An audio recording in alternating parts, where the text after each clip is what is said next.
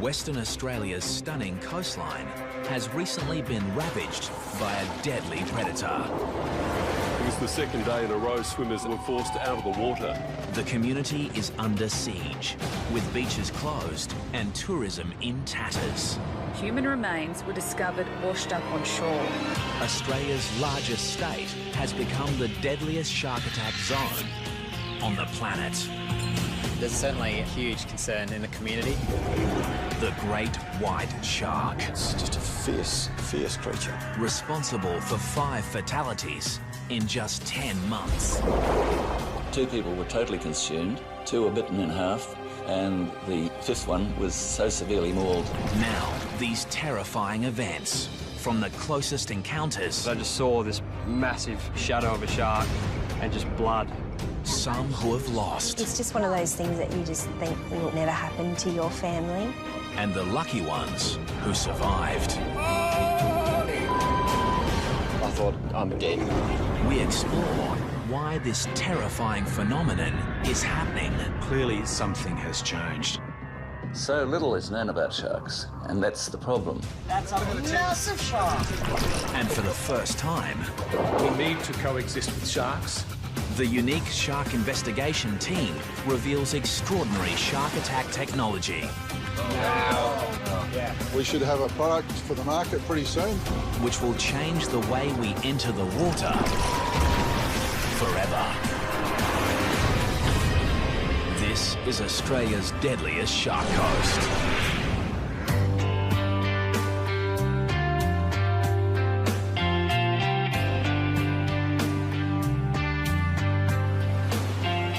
Western Australia's coastline spans over 12,000 kilometres of some of the most beautiful beaches in the world. But recently, they've become the most dangerous. Western Australia had a charm period between 1925, when there was an attack at Cottesloe, and 2000, when Ken Crew was taken at North Cottesloe. That's a period of 75 years in the metropolitan area. But attacks have escalated in recent years. We've had 10 since 2005, and we've had 5 in less than 12 months. This unprecedented spate of fatal shark attacks has triggered a wave of fear amongst the West Australian community. The impact has a profound effect on the lives of many, especially those unlucky enough to witness these horrific events. I'll just pull the car up there and drop it in just there. It's cooking. 22-year-old surfer Matt Holmes travelled 2 hours north from Perth with his mates to a popular surfing location called Wedge Island. Yeah, we were just so excited to run around, throwing the ski in as quick as we could to get out there. Together, they'd had years of experience surfing the West Australian coast. But there was nothing that could prepare these 3 young men for what was about to happen. It just looked so safe out in that water. Just felt like a perfect day. Using his jet ski, Matt began towing his friend out to the breakers, where they could take turns surfing the waves. We'd been in the water for, I reckon, an hour and a half. We were just towing up to 2 blokes that were probably 100 metres away, and I signalled to Nathan to turn around. I looked back forward and just saw some guy just get attacked by a shark. Matt watched in horror as the 5-metre great white shark moved through the waves like a torpedo. It sort of hit him, but then drove him into the water. Just water going everywhere. And within 5 to 10 seconds, the thrashing just turned all red. And there was blood. Matt quickly took his friend into shore. The guy's mate was just screaming at me. My mate's out the back. And I just remember holding the jet ski just flat out. I was just flying through the waves.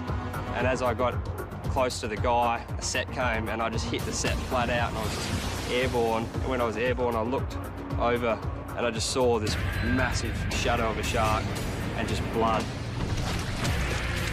I just wanted to get him out of the water. I was so focused on getting him, I was leaning down off the side and the ski was rolling, and I heard like a thrash of a tail, and I turned behind me and the shark was behind the ski and just followed me around.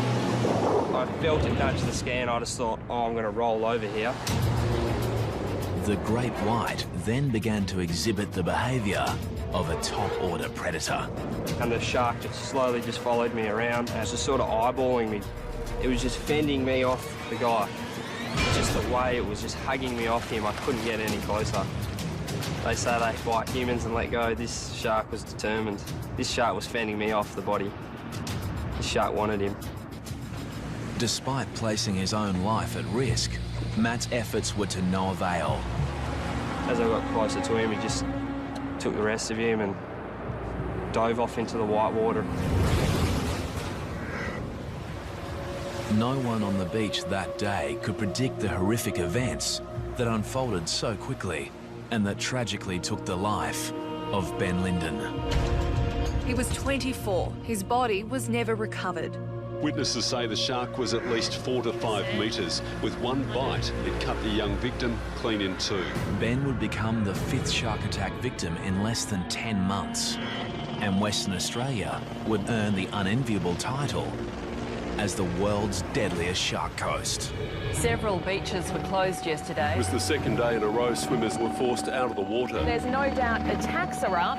The question is why. As the media-feeding frenzy on shark hysteria gathers momentum, A killer shark is prowling Western Australia's southwest coast. the authorities launch a full-scale shark task force to investigate why this is happening. The government had to respond to a situation of 5 fatalities.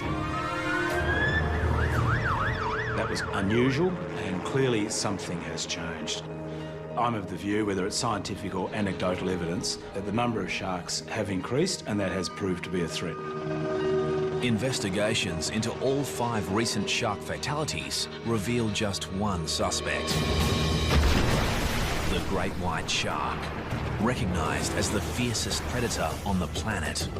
Many believe their protected status over the past 15 years may be to blame. The great white shark's been protected in Australia since 1997 and in Western Australia for the same period. One of the enduring theories is that since their protection, their numbers have exploded. So what is drawing the sharks into the Western Australian coastline? To be honest, it's a really difficult question to answer. I think that there are definitely times of year where sharks are more common off of the WA coast, and there are times of year when they've kind of left the coast and have gone to other regions. Theories include the resurgence in whale and seal populations along the coast, while others believe a decrease in fish stocks has the sharks coming closer into shore looking for food. You know, there always has been sharks, but not like there has been the last few years. They're following the cray boats around while they're pulling pots every day. The sharks, and it'll probably be the same sharks, are following the boats because they're letting go of their old bait, and also it's attracting the smaller fish at feeding on that bait as well, so it's a very easy feed for them. Scientists believe a significant rise in the ocean's temperature may also be bringing sharks closer into the coastline, looking for cooler pockets of water. White sharks are more common in cooler temperate waters, but they do move very large distances out of those typical temperature regimes. The Department of Fisheries launches an extensive shark monitoring program to investigate the great white's movement patterns. The thing about white sharks is that they're an inherently difficult species to study, and the research we're embarked on now is probably going to take a number of years before we have any conclusive answers about how the sharks are using waters off Western Australia and how that relates to the frequency of shark attacks we've had in the last year. If the scientists were honest, they would give us those 3 little words, which are simply, we don't know. So little is known about sharks, and that's the problem.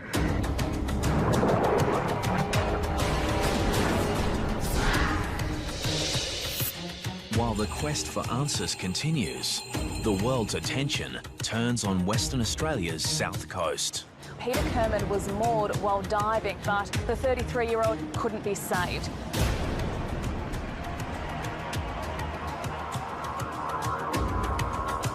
On a windswept beach south of Perth, Sharon Burden weeps alone. This is where her son Kyle was taken by a killer shark. In the coastal town of Busselton, the impact from shark attacks has seen an 80% drop in bookings at the local dive shop. Even though there has been a lot of attacks in a short time, we've still been trying as hard as possible to continue business as usual. Diving in the area for the past 19 years, Alicia has her own thoughts on why there may be more great whites along the south coast. There are theories about why we've had so many attacks in such a short time, and one of them is because of a large female that has resided at Cape Naturalist for many years, and just the fact that a female resides there brings in males looking to mate. Could this be the rogue shark that claimed the life of 31-year-old father of two, Nick Edwards? That morning I was getting ready for work, and usually Nick would go down to Gracetown for a morning surf. Oh, let's get you ready for Daddy, hey? Nathan was at school and Lucy was waiting for him to get home because he would care for her while I went to work. This morning he didn't come home, so straight away I thought that he was hanging around for that last wave and he was going to be a little bit late. A short distance away in Gracetown, local surfer Rob Alder was watching from his balcony as his mate hit the waves. Rob was supposed to be with Nick, but fate kept him at home. I'd been watching him for about 20 minutes. I left the binoculars to put on my wetsuit. In those few seconds, there was a sudden and vicious attack in the water.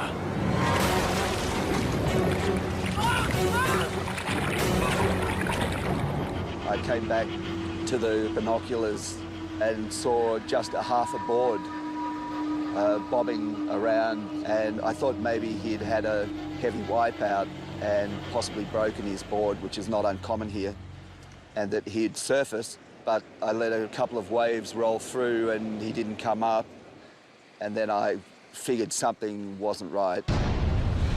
And so I jumped on my bike after calling the sea rescue. As I was cycling down the path, there was somebody running back up yelling, "Shark, shark." When I arrived down here on the point, my friend Craig was already in the water up to his waist. He started waving at me furiously, so I ran down to where he was. He was handling a person, obviously a surfer. He had a wetsuit on, and he was trying to get him out of the water, but the rocks are really difficult here. So together we managed to lift him, and it was then that I realised he'd been attacked by a shark. But in the frenzy, Rob had not identified the shark attack victim. He was about to get the shock of his life. There were quite severe lacerations on his upper thigh and the calf of his right leg. Nick. As they assess the victim's injuries, Rob Alder is shocked to discover it's his surfing buddy, Nick. Here, pressure here. I took the leg rope off my board and wrapped it around his thigh as a tourniquet and started CPR and mouth-to-mouth. The fellow surfers desperately tried to revive Nick until the paramedics arrive. So yummy, baby. Meantime, Nick's wife, Melissa, is at home, oblivious to the drama that is unfolding. At that time, I was quite anxious and I started ringing the hospital. Yeah, can you tell me if someone's been admitted by the name of Nick Edwards? I thought something may have happened to him, like, you know, was hurrying home and had been in an accident. Around 20 minutes after he'd been dragged unconscious from the water, Nick Edwards was rushed by paramedics to Margaret River District Hospital. At this point, Melissa had become quite frantic. She had heard news there'd been a shark attack where Nick had been surfing. I've rung my family and said there's been an attack and I'm quite worried about Nick. I can't get in contact with him. Mrs. Edwards. And then there's a knock at the door and the police are here. I heard about your husband. They say that there's been an accident and straight away, I guess, I just knew what the news was.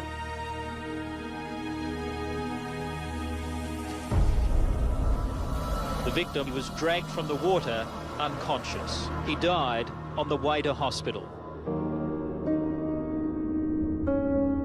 For Melissa, coming to terms with her husband's sudden death had her reassess how she felt about sharks. When they are coming close to shore and putting people in danger, I think it's really important, if they can't be removed from the area, then that they are destroyed. Somebody said to me, what right do we have to play God with the sharks? There's no price you could put on a human life. But in the rising debate on culling sharks, conservationists fear the wrong message is getting across. White sharks are the apex predator in our marine environment, and it's really important to understand how important they are. If you take out apex predators in an ecosystem, all the other lower predators multiply and the whole system comes out of balance. So we do need to protect white sharks, and if people enjoy eating local seafood, they enjoy scuba diving, whatever it is about the marine environment they enjoy, they have to understand that white sharks are critical to maintaining that balance.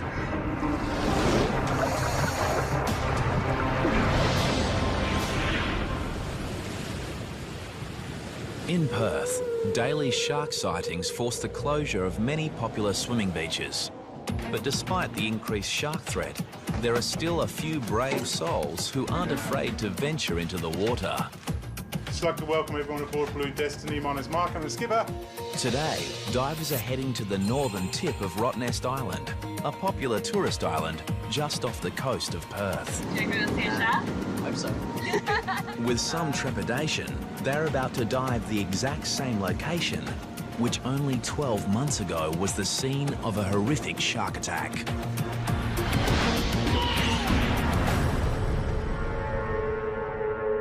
It was late October when 32-year-old American diver Tom Wainwright met his fate. Anybody who's taken by a shark is unlucky, and Tom Wainwright was particularly unlucky. There had never been a shark attack at Rottnest in all the 100 and something years that people have been going there. Sergeant Pete Bayan was on duty that day. He was called to investigate the circumstances surrounding the attack. Tom and his two friends, Alison and Justin, had decided to go diving on the north of Rottnest. They're all qualified divers. But despite being with his two dive buddies, Tom decided to dive solo. It was a fateful decision, as moments after entering the water, Tom was attacked by a 4-metre great white shark.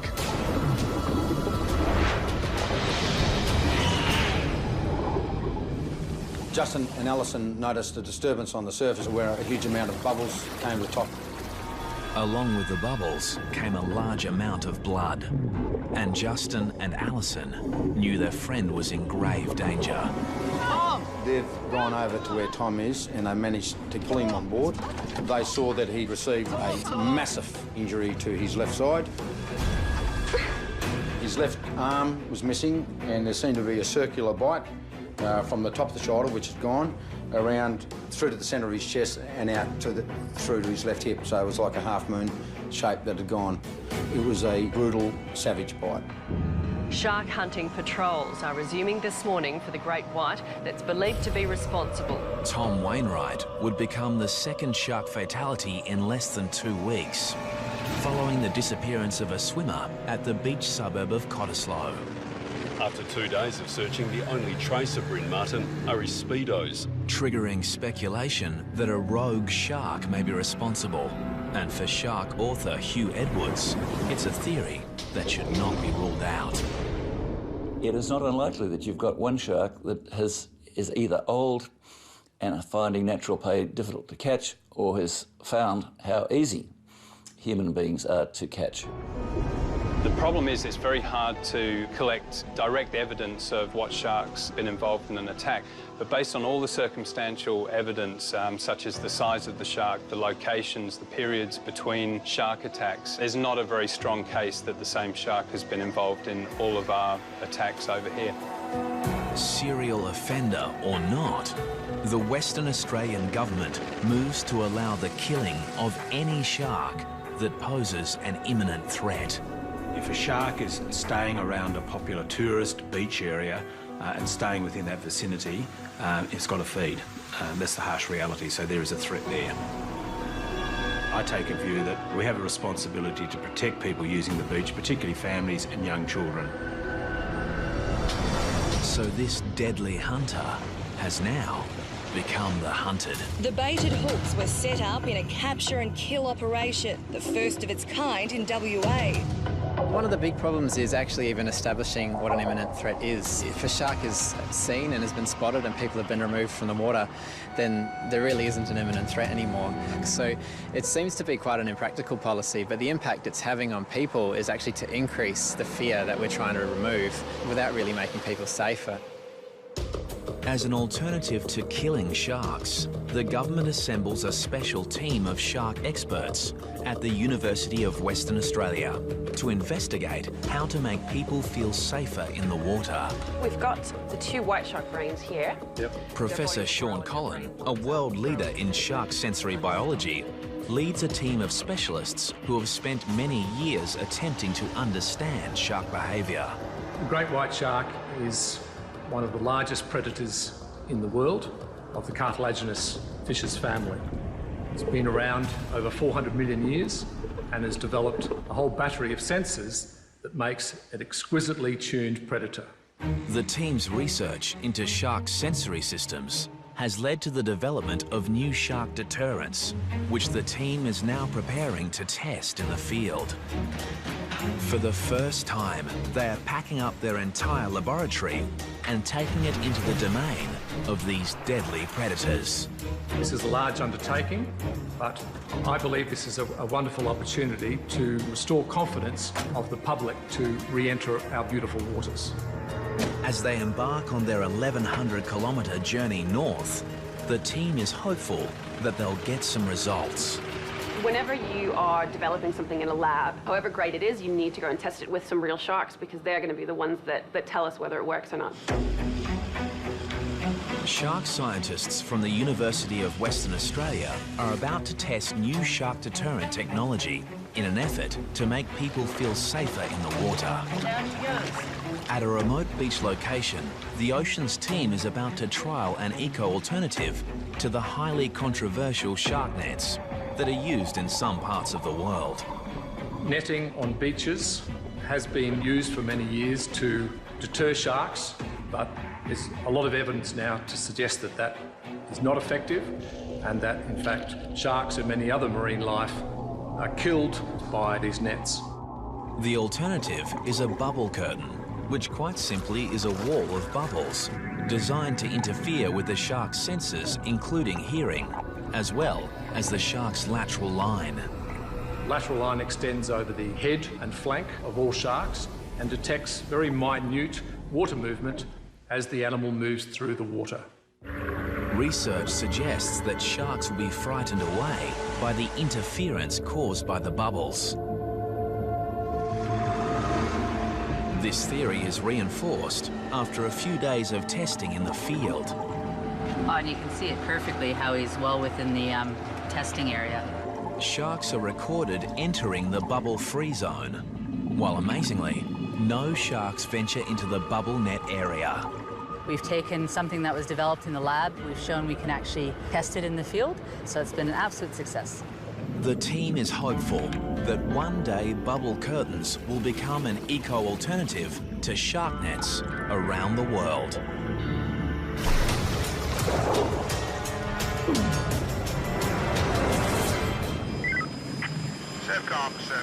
Back in Perth, shark patrols are stepped up to combat the increased shark activity. A massive 4-metre white pointer shark, half the length of the water police boat. Where's the nippers? Here, the rescue helicopter spots this deadly predator, lurking frighteningly close to a group of children. Hundreds of teenagers were forced out of the water. They were competing in a surf lifesaving carnival when the monster was spotted. Meanwhile, off the WA coast, the Department of Fisheries Shark Monitoring Program uncovers some interesting information. We've monitored 16 sharks off the Perth coast now. All of them have done things very differently while they're here. Some sharks are simply passing through, spend very little time here. Other sharks are here over more extended periods. The monitoring program includes the use of new satellite receivers, enabling shark alerts to be posted on social media sites when tagged sharks swim into populated areas. Stay out until the flags go back up. The siren's just gone. But it's the untagged sharks which pose the biggest threat to beachgoers. And for that, it's up to the surf lifesavers. Surfcom, this is Sorrento Patrol. Volunteer surf lifesaver Bernie Williams knows firsthand how vulnerable we are in the ocean. A group of friends decided we'd like to get a scuba ticket. So that was probably 30 years ago, and I've enjoyed it ever since, till recently. A few years ago, Bernie was with these same friends, diving an ocean reef off the coast of Perth. We're just cruising along the reef. I heard a boat coming quite close to our boat where it had been anchored. So while Brian and Jenny carried on the reef, I went up to the surface, checked, couldn't see a boat near our boat. So I then came back down. I couldn't immediately see my dive buddies, Jenny and Brian. Suddenly alone in the ocean depths, Bernie searches for his friends. And then, out of the blue comes his worst nightmare. A 4-metre great white shark on the attack. I just felt this sudden impact on my side, and I was pushed through the water. I saw a big black eyeball within about 5 centimetres of my face. My arm was in its mouth, and the alarm bells just went off in my head. Miraculously, Bernie managed to free his arm from the massive jaws and was able to make his way to the ocean floor to seek shelter. Then my arm really started hurting quite badly, and the water started getting a very polluted look to it, a very sheeny look to it, and I realised I was bleeding quite badly. Things couldn't get much worse for Bernie until the great white continued to stalk its prey. The shark was just circling. I had my spear gun with me. To fend the shark off, I poked it in the nose as it rushed me. I think it knew that it had a meal there. I was tucked up against the reef watching the shark when I felt someone touch me on the shoulder, and it was the dive buddies. Literally, as soon as I felt the touch on my shoulder, the shark just turned around and it disappeared. But Bernie's ordeal wasn't over yet. That trip from the bottom to the surface had to be the most frightening trip you could ever think of, because the speed of these sharks, it could have quite easily attacked us and made mincemeat of us in the water. Finally, they reached the surface, and with the help of some nearby fishermen, all 3 divers make it to safety. Bernie realises it was a lucky escape. He attributes his survival to a portable shark repellent device. My belief is one of my dive buddies, Brian, was wearing a shark shield, and I think that probably deterred it because it just took off. The shark shield works by emitting an electrical current that theoretically deters sharks within a 3-metre radius of the device. Shark right at the surface. Big one. Right now, the Shark Shield is being tested by the Oceans team off the WA coastline.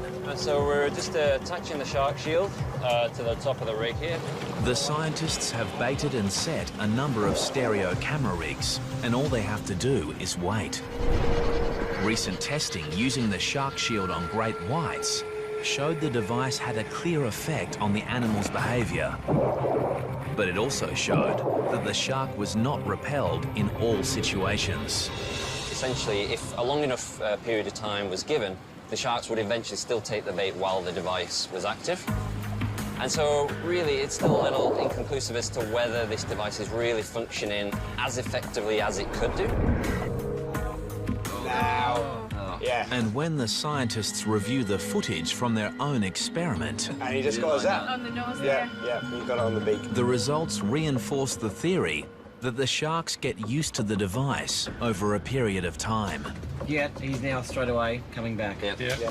So really what we need to do is look at ideas and how we can actually change the electric field so that when those sharks come round again, they're not presented with the same original source, it's actually a different field.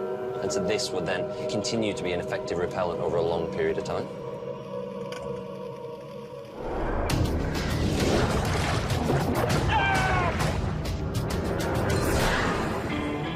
It's not just surfers, divers or swimmers that are at risk. Any surf craft on the water is in danger of being attacked by sharks. As Martin Kane discovered while surf skiing with friends at a popular beach just north of Perth. When you get out there at sunrise, it's a very spiritual experience. It's just a great way to start a day. It was on one such day that Martin and friends encountered a pod of dolphins, a stunning and quite common event. Except these dolphins were behaving strangely. There's about 5 dolphins on my right as I passed by. We're actually huddled up together in a very tight formation, almost floating. We stopped for a while. Martin stopped, but a few of the rest of us stopped for a bit longer because we were so interested in it. Martin began to paddle off, leaving the group behind. And at that moment, a 3-metre great white shark began moving towards him at a speed estimated to be up to 45 kilometres per hour. And then this almighty crash and bang. So I grabbed the ski in its jaws, lifted it up in the air, probably 2 or 3 metres, and then I toppled out on the front. Martin's screams went through the air, and all I could see was the ski being spun around and just thrashing and splashing. When Martin finally surfaced, he realised he'd been attacked by the world's deadliest predator. It was just an awesome power of this thing. The tail was just going, you know, left to right like this, and the head was going in the same direction. And I could hear a sort of a hum coming off, you know. Just an amazing, just a fierce creature, absolutely, you know, going ballistic. The shark had ripped a huge hole in Martin's surf ski, and he was 150 metres from shore and even further from his friends. I was swimming to shore, felt like in concrete almost. And all I was thinking of, perhaps he's going to take my legs, or I get chopped in two. With the great white right behind him, Martin was now swimming for his life. All that was going through my mind at the time was, I'm dead, perhaps he's going to take my legs, or I get chopped in two. Luckily for Martin, his friends Kim and Dale were quick to react. Dale said, get on the back of the ski. So I scrambled up like a mad cow and nearly tipped him into the water. All 4 men were still in danger, so they grouped closely together and paddled for their lives. If the shark had come back in any direction, then the guys would have had a go at it. But it wasn't until I got to the beach and looked back out to my ski to see the shark doing a victory lap around my ski that I really thought, oh my God, that was close. Since the attack, Martin has reassessed his relationship with the sea.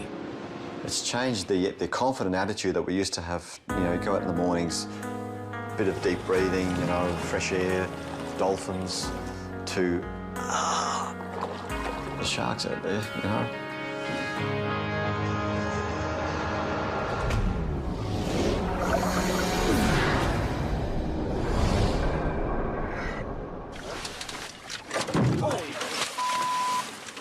You almost took the motor off. In Western Australia, many of the shark sightings have been caught on video. Weather looks good, no swell. And none more chilling than this footage, taken by freediver Nathan Podmore while on a diving expedition 4.5 hours north of Perth. Hopefully there's a few fish about. When Nathan and his friend Dave enter the water, there are a few fish about, but just not the ones they were expecting. In the water for a couple of minutes, and just next minute just heard Dave just scream my name. There was definitely something in his voice that just said, we're in a bit of strife. And turned around and it's just like, whoa. The two young men are confronted by a 4-metre great white shark. It was unbelievable. Just look, they're like a torpedo underwater. They're absolutely massive. And it came in straight at us both, and it sort of just broadsided in front of us. I had a good opportunity to just give it a good whack, sort of as hard as I could whack. I punched it in the side of its face, and it didn't like it much. Incredibly, Nathan and Dave were able to scramble aboard their boat. You don't see one of them every day, and you don't want to see one of them every day. It's something extraordinary. On this occasion, the boys were lucky to have a spear gun for protection. But in most cases, the only thing between you and a shark is the wetsuit. And off the coast of Western Australia, the ocean scientists believe they've finally found a way to make the wetsuit shark-proof. Dave, so these are some of the wetsuit designs that we've come up with using... After years of research, they're about to test new wetsuit prototypes, which have been designed in conjunction with a leading product developer. The most common question that we get asked when anybody gets a wetsuit is, I don't want to look like a seal, and what colour do sharks like? Well, we think now, based on the science that's been done, the research that's been done so far, we know the answer to that question. The answer comes following the Ocean Institute's compelling study of the evolution of the shark brain. Here, Dr. Kara Yopak compares the brains of a great hammerhead shark and a manta ray with the smallest brain of them all. Believe it or not, that's the brain of the great white shark, which is actually quite small relative to its body size. But what is really impressive about the great white brain are these visual brain regions, which are these two lobes located here. And this is the part of the brain that receives the majority of visual input. So what this tells us is that the great white is actually a very visual predator. And so it's far more likely that using a visual repellent is going to be more effective in this species. This leads to the research team's breakthrough discovery, revealing sharks may actually be colorblind. Once you know what the shark can see, you can then start to design things which will either be very visible to the shark or actually quite cryptic to the shark. With this knowledge, the new prototype wetsuit designs include a camouflage suit for divers, while surfers will adopt a striped base pattern, much like a poisonous sea snake, and shown underneath this surfboard. The strategies are twofold. One is a can't see me strategy, cryptic in the water, and the other one is a can see me but don't eat me strategy. The idea being that even though you're perceived, you're not perceived as a meal. Today, the Oceans team is about to test the camouflage design against the popular black wetsuit. Each test wetsuit will be filled with a mix of fish and tuna oil attached to a stereo camera rig and lowered to the ocean's depths, where hopefully some sharks will take the bait. Just watch the waves, boys. And now, the answer to the biggest question of all. Do the shark-proof wetsuit designs actually work? That used to be our experiment. Because it looks like one of the wetsuits has just become shark food. I think we might have found a shark. Oh my... We've just pulled the treatment out of the water. The black wetsuit has had significant shark attacks, significant damage. Take it down the back, Caroline, have a look at the teeth mark. The black wetsuit appears to have been mauled by a shark. So now the team is anxious to see if the camouflage wetsuit has been attacked, or whether the new design really is shark-proof. We've just pulled out one of our designs as well, and that hasn't suffered any damage at all, so very good early signs.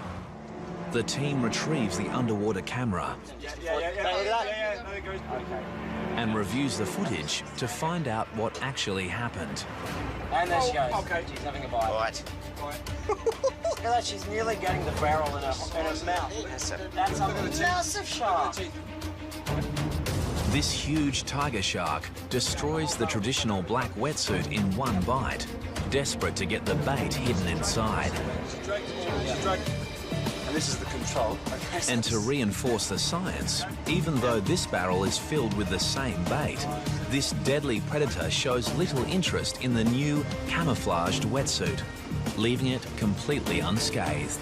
If you compare this with what happened with the control, I mean, while it might be early days, there is no denying this is a significant breakthrough, which may just revolutionise the world's wetsuit market. It's full steam ahead from here. We'll continue the science and the research, and we should have a product for the market pretty soon that's going to make people feel a lot more comfortable about being in the water.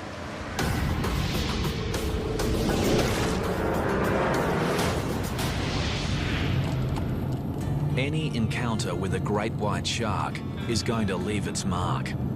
It's down there, right? And for Matt Holmes, it has had a profound effect. Every night, the whole thing goes through my head. And what I could have done different, and if what I did was enough. Today, Matt has returned to the beach where a great white shark claimed Ben Linden's life. Still remember going out through here, just flat out. But he can only watch on as his friend takes their beloved jet ski out for a spin. I struggle to go out on the boat for a fish nowadays. I just feel like it's all going to happen in front of me again.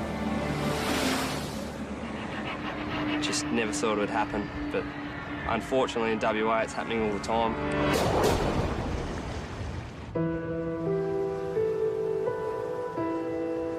Going back to Gracetown is a good feeling for me and the children because that's where we feel closest to Nick.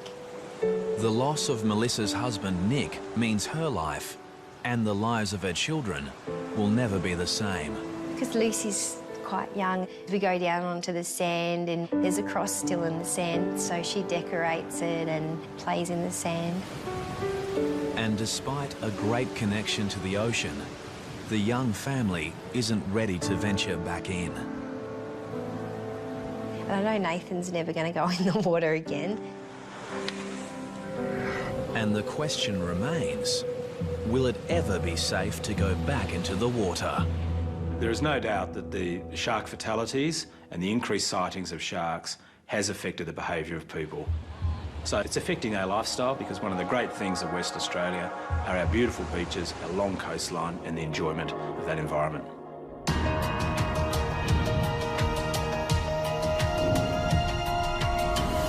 Despite the great white shark being the apex predator of the world's oceans, That's a massive shark. and all the scientific minds and money behind the research, these formidable animals remain an enigma. But shark scientists believe that is all about to change. It's my hope that we can very soon understand more about the shark and the environment in which it lives. We need to coexist with sharks. Their presence within our ecosystems is vital. At the moment, the only certain things we can say is that there will be another shark attack. But we don't know when and we don't know where. And there is one more certainty. For now, Western Australia remains the world's deadliest shark coast.